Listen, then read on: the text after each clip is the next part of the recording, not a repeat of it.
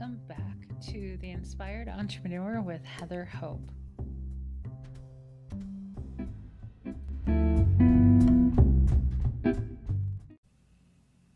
Hey everyone, it's Heather Hope with the Inspired Entrepreneur podcast. Welcome back. Okay, so today is October 4th. I am still in Mexico. I'm recording this about a week or so ahead of time. I hope you are doing amazing in your life. So if you're new here, welcome. If you have been following along, thank you so much for being here. Thank you for all the comments and likes and all that wonderful stuff. Let me know where you listen from. That'd be pretty interesting. Let me know in the comment section. I know I post this on YouTube and I post this on Facebook and of course the podcast platforms, all that good stuff. Follow me on Facebook at Heather Hope, Law of Attraction Business Coach, or you can also, you can follow me on the Millionaire Manifester. That's my page full of graphics, memes, inspirational quotes, that sort of thing. So I'm a Law of Attraction coach, mentor, teacher, inspirational writer, and speaker. And I created this podcast as a daily podcast to go through the days of the book that I have written. It's called The Inspired Entrepreneur. It's 366 days of inspiration for the entrepreneur based on the law of attraction, based on the work of Abraham Hicks primarily. So here we go. Let's jump into it. I just recorded a really long episode. So let's get to this one, October 4th. Keep following your inspirations. They lead you to everything you want. Keep following. You know, what's interesting is I just recorded September 24th, and it was about this. So, the messages are very, very similar, but these are messages that take a while to really get in to our mind and to start believing it to be true. So if you want to listen to a really interesting one, go back to September 24th, because I talk about how I chilled out, took a nap, received some thoughts, thought about going to Goodwill for something, and found an original piece of artwork from a local Arizona artist who had art throughout the world, like in museums and auctions and U.S. embassies all over the world. So she was a well-known local artist, and she started painting in 1959, and the painting that I found is dated 1959. And so I haven't done anything with it yet, but I did bring it home because I thought it was so cool. But I followed my inspiration, and it's so exciting to see where it takes you. So I follow my inspiration anytime something like that, because at the time I was thinking about something that hadn't been delivered yet, and it's been taking a while, and I didn't really think it was going to make it. And I needed it a while back. It's not a necessity, but it was a really nice thing to have. And so as soon as I started thinking about it, Goodwill popped in my head. So I thought, there must be one like that in Goodwill that I could just go get and use. And so then I went over to Goodwill, did not find it, but found that and something else too. But found a lot of meaning, a lot of things came to me on that trip in Goodwill. And it just made my day so much, even better.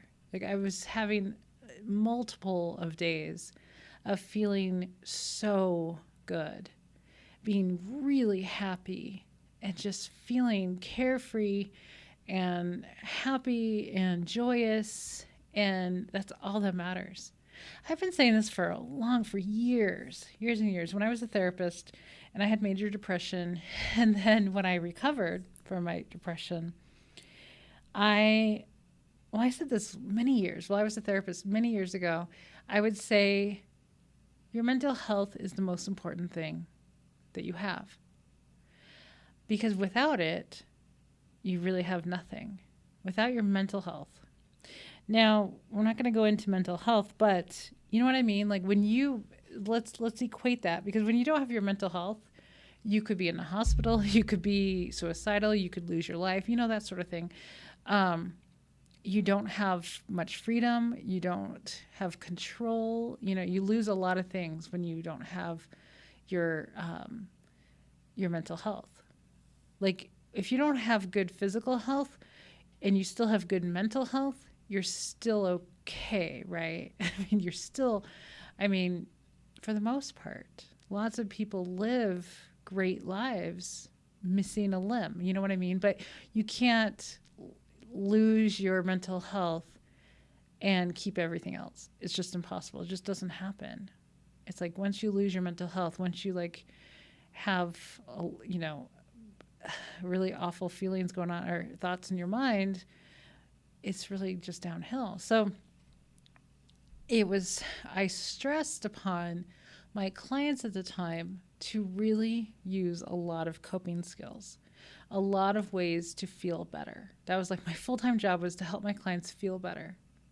And it practically is still right now, because feeling really good really should be the goal. And that's what Abraham Hicks tells us, of feeling really good should be the goal.